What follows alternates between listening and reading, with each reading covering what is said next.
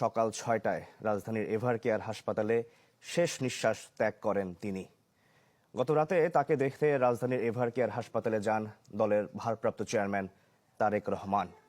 এছাড়াও হাসপাতালে যান বিএনপি মহাসচিব মির্জা ফখরুল ইসলাম আলমগীর। এর আগে হাসপাতালে গিয়েছিলেন খালেদা জিয়ার জ্যেষ্ঠ পুত্রবধূ ডাক্তার জুবাইদা রহমান, বড় বোন সেলিনা ইসলাম, ছোট ভাই শামীম ইস্কান্দার, তারেক রহমানের মেয়ে জাইমা রহমান ও আরাফাত রহমান কোকোর মেয়ে জাহিয়া রহমান।